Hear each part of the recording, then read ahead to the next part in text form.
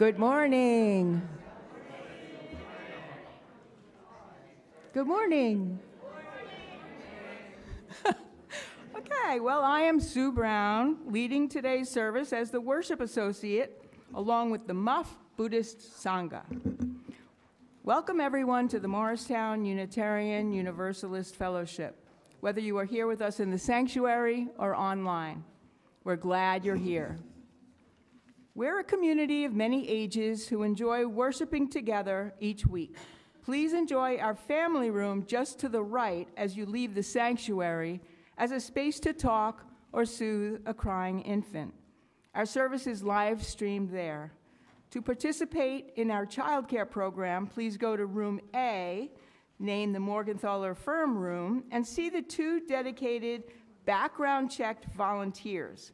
This is an option for families with small children, ages 9 months to 5 years. So as you exit this sanctuary, you would make a left and go down the hall and end up in the hallway where room A is. This morning, we would like you to greet your neighbor. I invite you to turn to a neighbor sitting near you. Very good.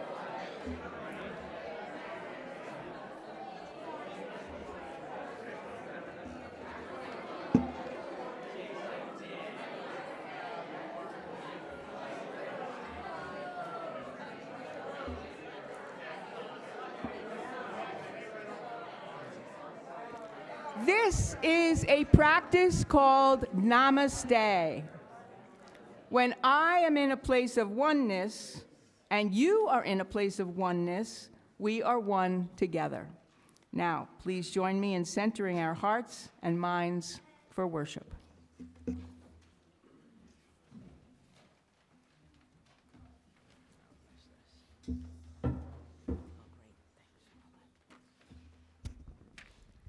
The flaming chalice has become the common symbol of Unitarian Universalism. It originated as a signature of the Unitarian Service Committee's work to save refugees from Nazi Germany. We light the chalice this morning to open our service.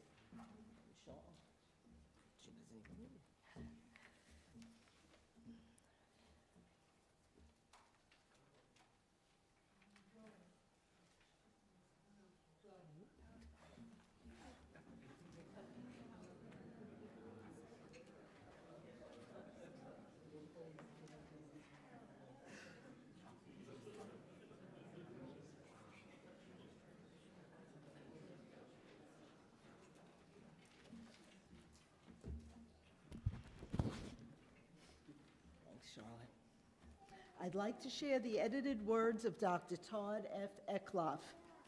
The chalice, may its flame be an offering of warmth to those who are cold and alone, and a light to those in darkness. May it be a flame that ignites our work for justice in the world, and a beacon of hope for those in need. May it reflect the spark of truth wherever truth has been lost, and cast a shadow of doubt wherever it has been found. May its warmth symbolize the warmth within us to express itself as love for self, for others, and the natural world. Thank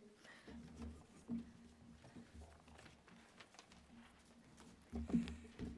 So we gather here this morning, coming from our various traditions, our various philosophies, our various interests, to share together, to learn from one another, and to celebrate those things which are a supreme value in our lives. We come to here where we can consider the vicissitudes of life and the mysteries of life. We come here as a place of faith, where we can renew ourselves by connecting to the truth that frees, and the truth that sustains, and the truth that heals all wounds.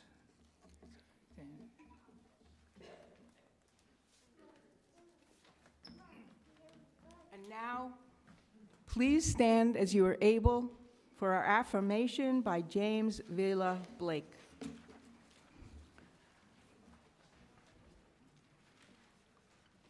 Please repeat each line after me. This helps our littlest UUs participate even if they can't read yet. Love is the spirit of this fellowship. Love is the spirit of this fellowship. And service is its law. And service is its law. This is our great covenant. This is our great covenant. To dwell together in peace. To dwell together in peace. To seek the truth in love. To seek the truth in love. And to help one another. And to help one another. And now let's stay standing for our opening hymn. If any junior worship helpers are here today and would like to join us up here to help lead our hymn, please come up now and bring your gray hymnal. The opening song is one...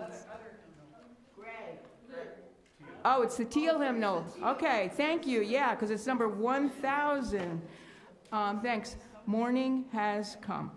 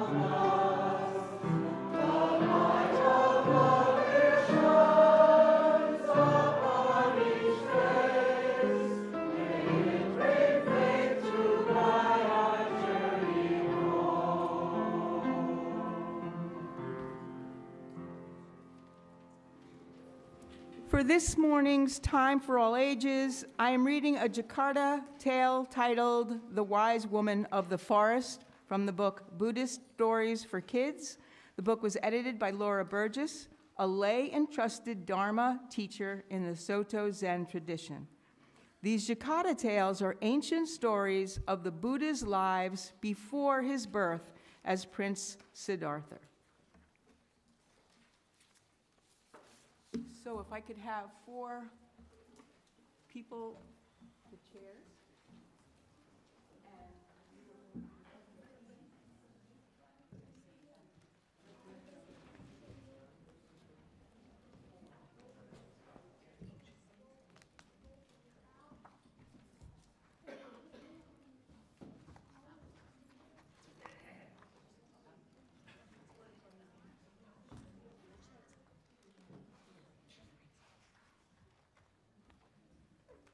You want to come up? We'll have lots of people having tea. That's good.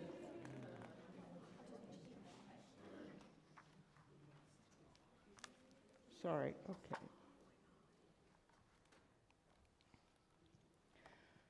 The Wise Woman of the Forest. Long ago, in another place and time, a king and 3 of his counselors were enjoying a cup of tea served to them by a young girl. They sat in the palace garden in the long shade of an Ashoka tree, whose red and yellow blossoms pleased the eye and whose great height protected them from the noonday sun. This tree is also known as the tree of happiness, because every part of it can be used to improve the health and happiness of human beings. In fact, the tea they were drinking came from this very tree. They were all in a good mood because the kingdom was quiet, rich, and peaceful. The people all treated one another with kindness and respect, and all was right with the world. "I am proud of our kingdom," said the king, sipping his tea. "Let it be a model to all other nations. We are certainly the happiest people on the earth." Of course, he added modestly, a kingdom without a wise ruler such as myself could never prosper as we have. At this, the royal treasurer's face got a little bit red. Excuse me, but without my careful management of our money, we would surely not be nearly as relaxed and happy as we are. And the king's general had to object. He set his teacup down loudly. I beg your pardon, he interrupted scornfully. If I didn't protect our borders and keep our army in order, we would all be hiding under our beds in fear. This did not please the Minister of Health and Happiness. Gentlemen, she said through clenched teeth, might I remind you that I am in charge of our country's health and happiness? It says so right there in my title. And with that, the king and counselors all began to talk at once, arguing with loud, angry voices about who was the most responsible for the quiet and kindly peacefulness of their kingdom. The young girl couldn't help but smile at the foolishness of the adults who were yelling about who had made the country so happy and peaceful. She put down the teapot and cleared her throat. Excuse me, she said, so quietly and politely that the others immediately turned toward her, embarrassed at their own behavior. If you will permit me, let me lead you to the wise woman of the forest. I think she can settle this question for you once and for all. Maybe then we can all get back to normal. So the king and his counselors all agreed that this would be a good idea and prepared to go. However, they were used to sitting comfortably in their padded chairs and talking about grand ideas, not walking through the forest. So guys, stand up.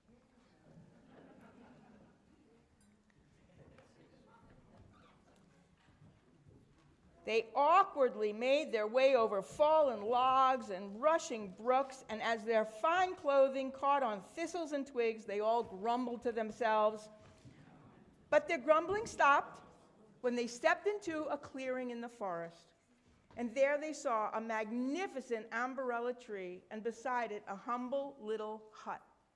A woman stepped out of the hut and bowed to them, and no one knew her name or where she had come from, but it seemed as though she must have lived there since the beginning of time. Her ancient face smiled at them like a shaft of sunbeams, and her eyes glowed with kindness and delight. And without saying a word, she pointed to a very strange sight. A sunbird on top of a monkey, on top of a turtle, on top of an elephant, sharing the sweet fruit of the umbrella tree with one another. You won't believe me, but in times gone by, these four friends once argued with one another just as you have. Please, she said to the four animals, tell them your story. Well, began Elephant, we got into a fight one day about who owned this tree. And I had watered it for a long time using my trunk, and that is why it is so tall and strong today. And therefore, I believe that I was the owner.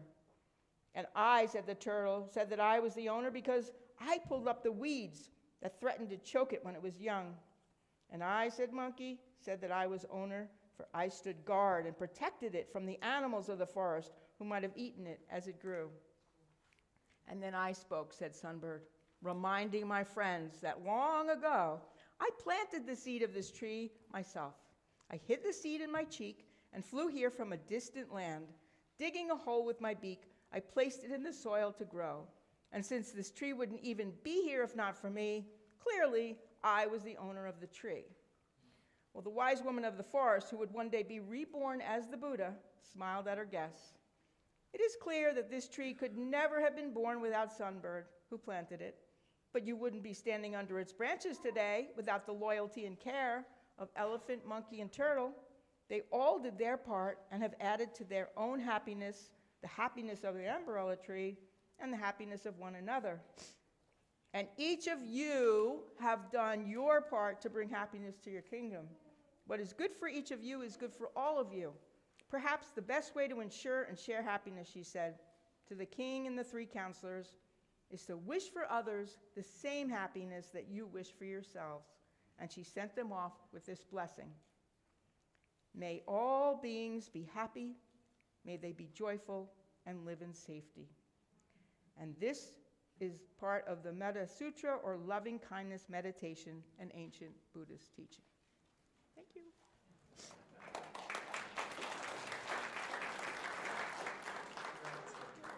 What are we up to?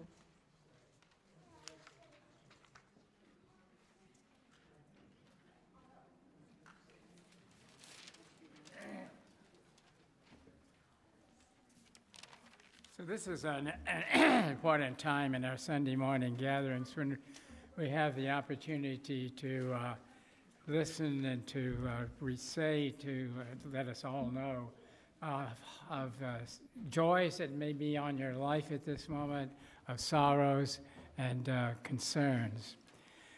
I have one concern and joy, not so much a joy, but more of a concern that Reverend Sasha would like to share. She says, I know that many of our hearts are heavy with yesterday's news that our nation has entered yet another chapter of conflict following the joint Israeli-U.S. bombing of Iran. Yet we also, she says, remember the long witness of our Unitarian Universalist tradition in times like these, which calls us again and again to return to democratic and humanitarian principles.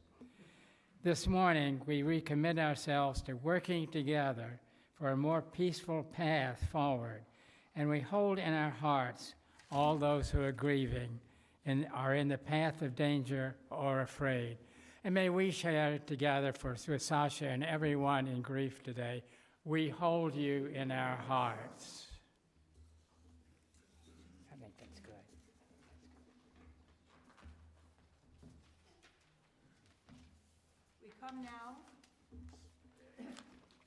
We come now to the time in our service each Sunday when we pause to offer our gifts of financial support to this congregation. Your donations make all that we do here together possible and also help make our wider community a better place. That's because each Sunday we give at least half of the money we collect to an organization that is doing good work to advance our Unitarian Universalist values of love, justice, equity, transformation, pluralism, interdependence, and generosity in a world that hungers for them now more than ever. Today's offering will be split 50-50 with Table of Hope, New Jersey, a community kitchen and mobile food pantry serving Morris County. You may give in our collection plate or by following the instructions printed in your order of service and shown on the screen. Thank you in advance for your generosity.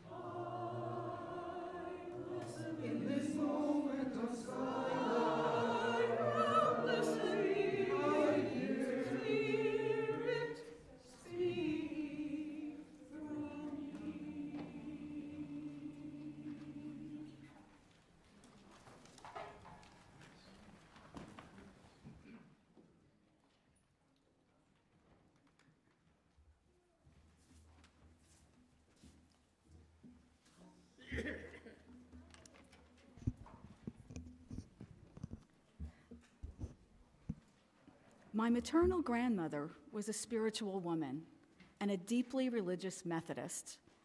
My father was a devout atheist, working in a pharmaceutical lab at Hoffman-La Roche. He went to school at night, studying for his master's degree in biology. My grandmother lived right next door to us, so from birth I had daily exposure to morning prayer, the Holy Bible, the theory of evolution, and the scientific method. I loved listening to the two of them spar over the existence of God. Neither of them was ever able to convince the other, of course. My grandmother was my first spiritual guide, but I think it was my father's skepticism that allowed me to be questioning enough as I got older to be a spiritual seeker. I explored Christianity mostly, evangelical, Catholic, Orthodox, Episcopal, Presbyterian, and of course Methodist, because that was my grandmother's religion. Along the way, I became very interested in meditation. I studied centering prayer, a form of Christian prayer, not unlike Buddhist meditation, and Lectio Divina, a way to prayerfully meditate using the Bible. My interest in Christian meditation led me to explore Buddhist meditation and practice. One day, though, I read Jesus' words in the book of Luke as if for the first time, where he says, "The kingdom of God is within you." Those were the words that led me to realize over the next few years that it was time to leave the Christian church and continue on in my spiritual journey. You could say that it was Jesus who led me to the Buddha. Since then, I have learned there are many people who have seen comparisons between the teachings of Jesus and the Buddha. Thomas Merton, the Roman Catholic monk, priest, and author, found many connections between his own Christianity and Zen Buddhism especially. Jack Kornfield, American Buddhist meditation teacher, wrote the introduction to Jesus and Buddha, the Parallel Sayings. One example that I love is a Bible verse from the book of John. It was one of my grandmother's favorites. She even had it on a magnet on her fridge. Jesus says, "Do not let your heart be troubled, and neither let it be afraid." The Buddhist version is, "May fear and dread not conquer me." Thich Nhat Hanh, the Vietnamese Buddhist monk, in his book, Living Buddha, Living Christ, says that the Christian concept of the Holy Spirit is equal to mindfulness in Buddhism. Thich Nhat Hanh also says that our compassion and understanding are the compassion and understanding of Jesus. Awareness is the Buddha in person. If we live mindfully, we encounter the Buddha and Jesus Christ all the time. Today, my exploration of Buddhist practice and my participation in our Buddhist Sangha, or community here in the fellowship, is the primary way I live my spirituality. I keep learning a little more every day about how to be mindful about my experiences, how to be more present with myself and my family and my friends. I am understanding a little more about the reality that things are ever-changing and impermanent. Even that thing we cling to so closely, our so-called self, is also impermanent and ever-changing. Perhaps most challenging for me, though, is learning how to deal with dukkha, or the suffering that all humans encounter, just living our lives every day. Jesus understood our human suffering. He lived it with us, and he showed us compassion. The Buddha offered us a path for freedom from suffering, and he showed us how to cultivate loving kindness. Today, I still read the Bible, and I sometimes even pray. I am always finding fresh examples from the New Testament that complement Buddhist thought. For me, the example of Jesus Christ and the Buddha continue to lead to the same spiritual place, a place of peace. Now, please stand as you are able and join us in singing in the gray hymnal number 184, "Be Ye Lamps Unto Yourselves."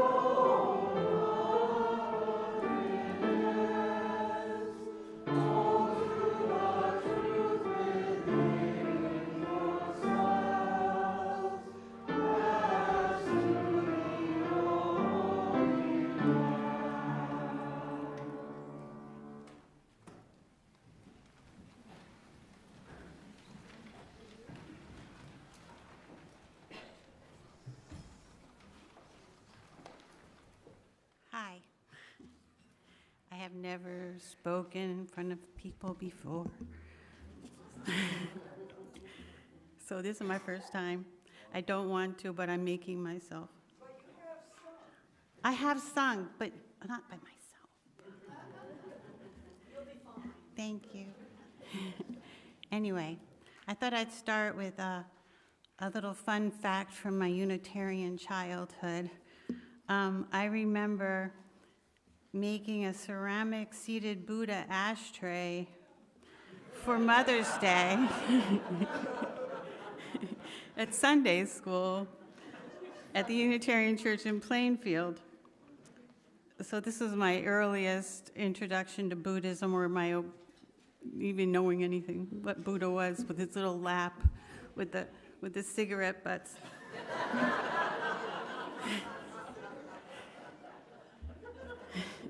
Anyway, I was propelled into Buddhist practice after 9/11.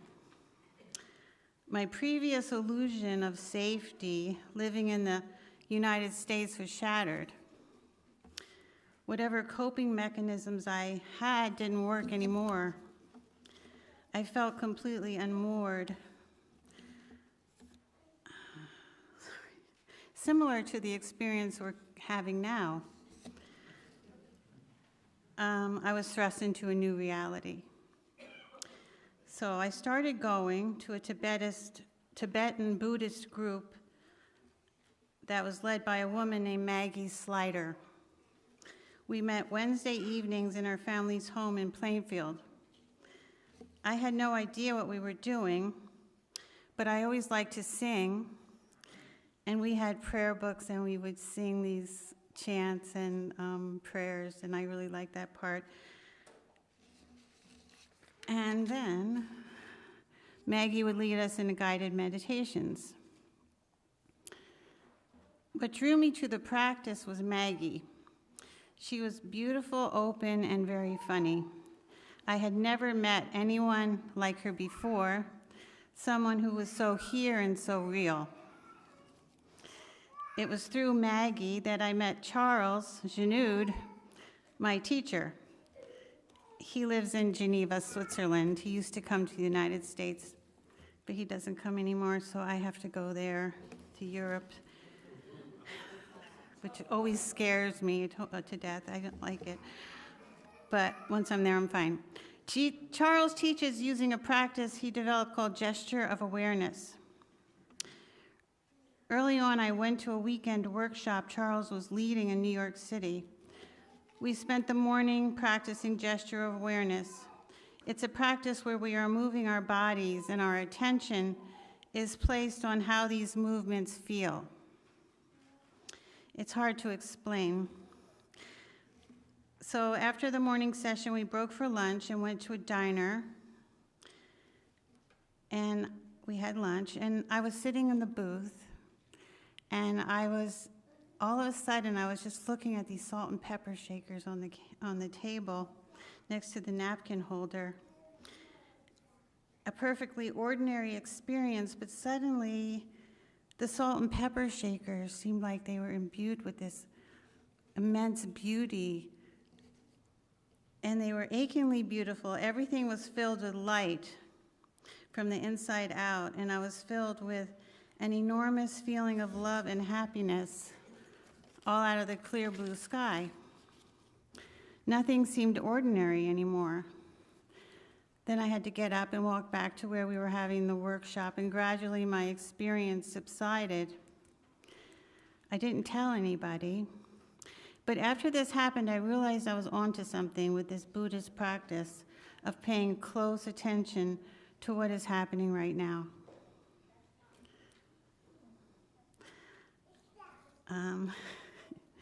Okay, so in my practice now, loving kindness practice has been very helpful to me to be with things as they really are. Because my natural way is to be kind of negative and see things like in a negative way and to have negative thoughts about others. But when I notice myself, I do this all the time, I notice myself having, thinking something about someone, and I can counteract that with with a metta practice, just kind of a watching myself and how I am inside and deciding to respond with love and compassion, wishing them happiness. And also meditation practice has given me a lot of space inside, like when I feel disconnected and fearful, I can return to my body, return to what I'm actually experiencing in the present moment. And it just giving them that space inside and openness helps me a lot to be okay. That's it. Oh, we're going to have another song now. If you could stand as you are able. We're going to sing The World Stands Out on Either Side by Edna St. Vincent Mallay.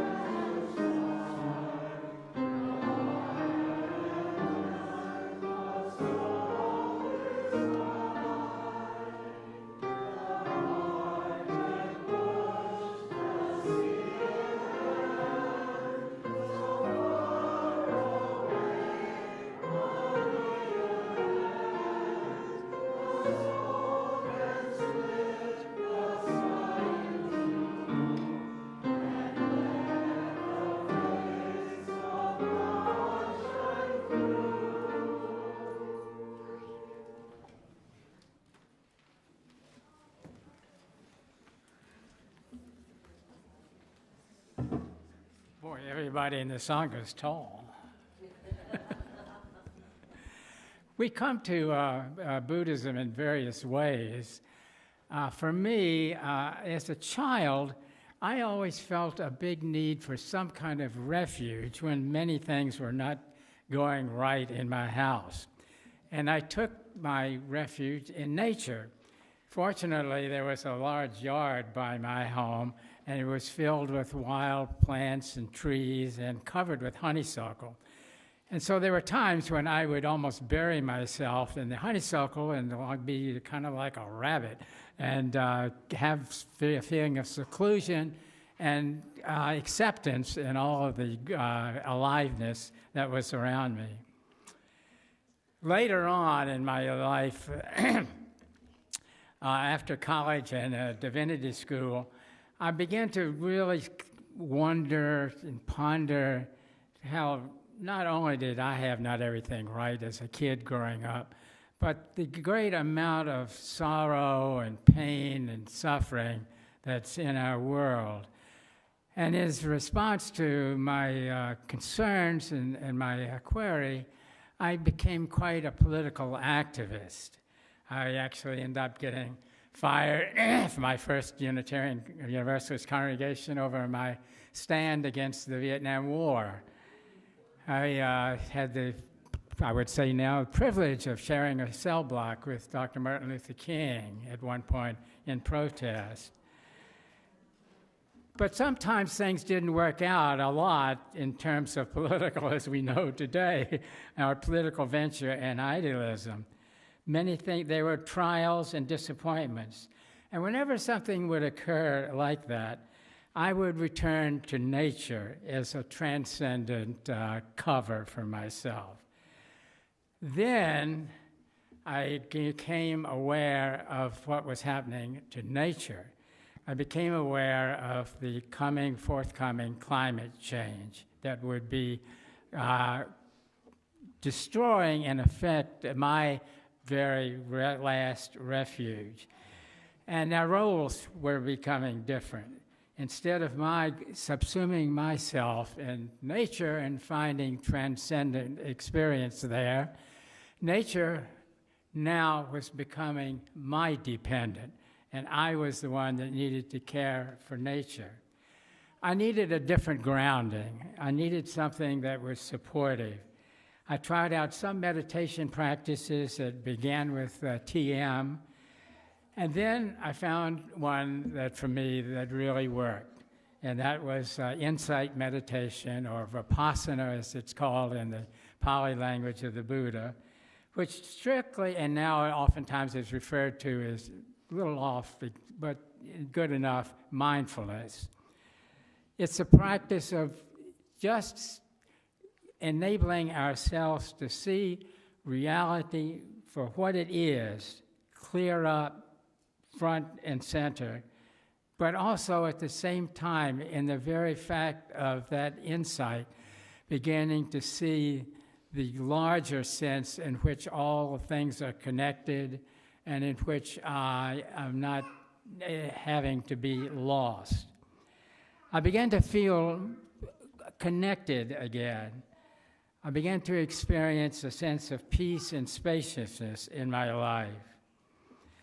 And then I attended my first meditation retreat with Ram Dass, some of you maybe at Row Unitarian camp. Ram Dass was not strictly a Buddhist, but he was close enough to inspire me along my path, and I continued.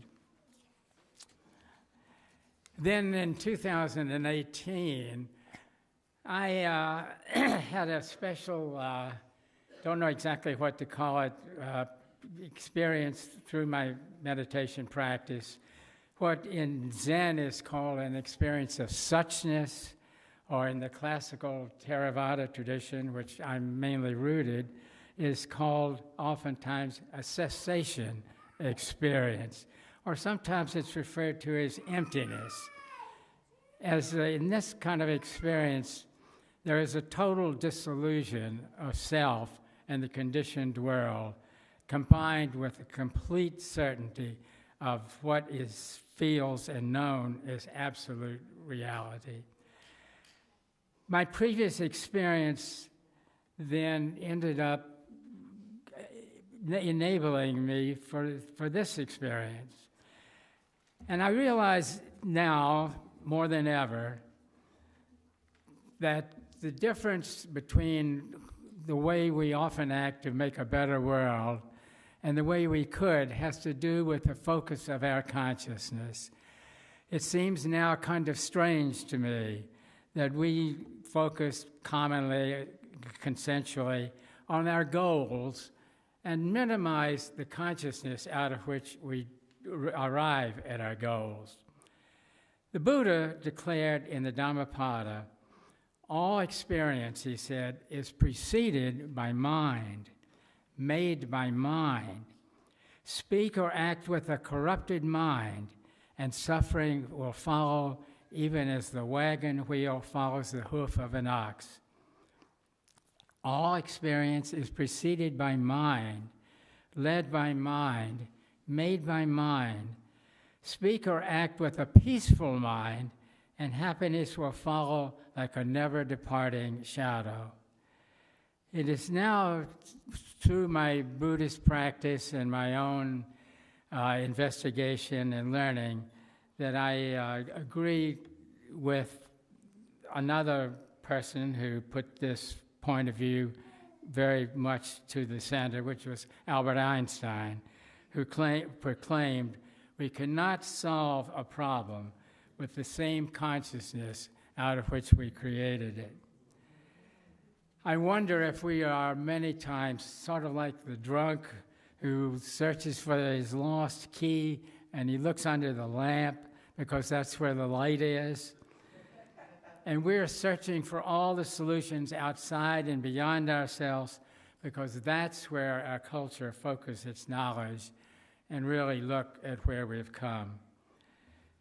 So I would share with you that the feeling of a Sangha, the sense of finding what for me is truth, and the ability to have a practice of which I can learn more and become more who I want to be has been ultimately valuable.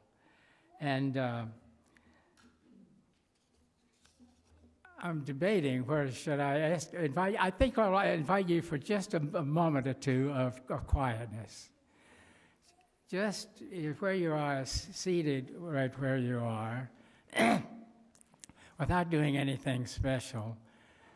Just see what it's like, would you? If you feel better about it, you can close your eyes. Who are you right this moment? What's happening in you? Are there things going on? Are there thoughts? Are there wondering, is this what we call meditation?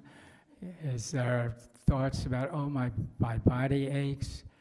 Whatever it is, are there thoughts about emotional memories that surface again? Are there hopes? For just a moment of quiet. And how much quiet is there for you now?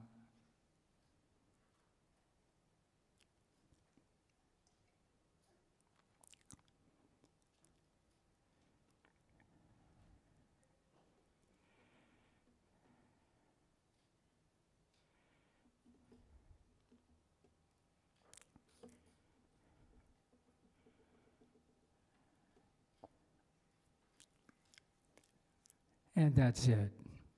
It's so remarkable that simply being quiet can reveal our path, and that's all that is needed. So,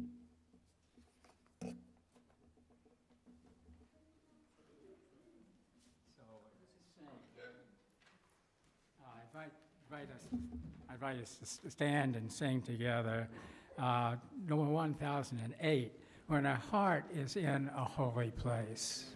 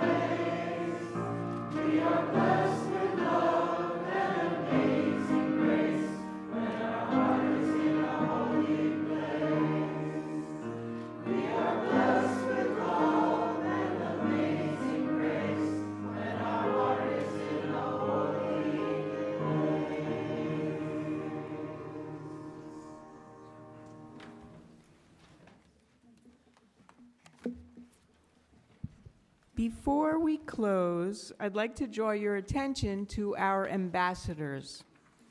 For newcomers especially, our welcome ambassador would love to meet you and answer questions you may have. Look for the gold sash. Anyone needing a caring presence this morning can seek out a lay pastoral care associate. Look for the blue sash.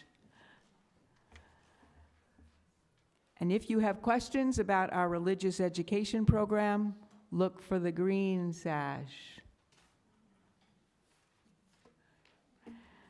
Finally, our Minutes for Ministries is a time when we share brief updates about our congregation's activities.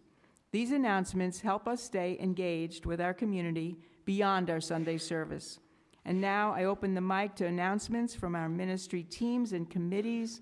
Please be sure to keep your announcements to 1 minute or less.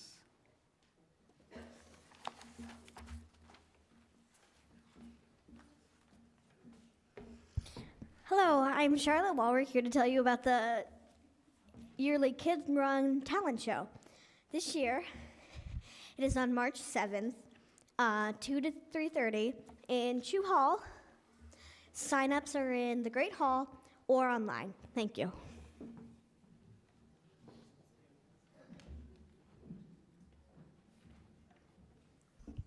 Good morning. Alex, is there a possibility that you could pull up the latest mortgage prevention slide that was in your array this morning? Not yet, not yet. Ta-da! Now, I want to say that we started out with our ticket sales from the gala offset by the sponsorships. Last night, I was able to announce that we were at 141,000.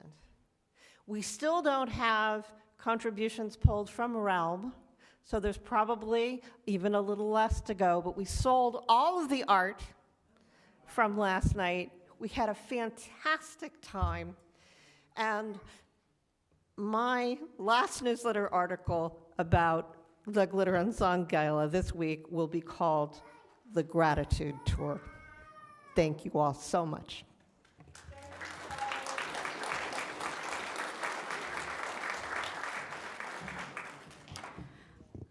All are welcome to our mindfulness meditation groups every Wednesday on Zoom and every second Sunday here in room 209 at MUUF. We're holding one of our seasonal retreats coming up March 28th. It's a Saturday. Everyone is welcome. It's from 9 to 5, but you can also just stay for the morning if you feel that all day is too much. That's fine. We've got a table set up at coffee hour this morning. If you'd like to hear more about it, we'd love to see you and talk with you about it. Thank you.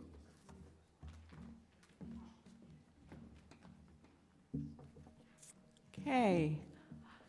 I will close with a metta blessing, a foundational Buddhist practice of cultivating unconditional loving kindness for oneself and all beings. May all beings be safe and protected. May all beings be happy. May all beings be of good health. May all beings live a life of ease and well-being. Go in peace.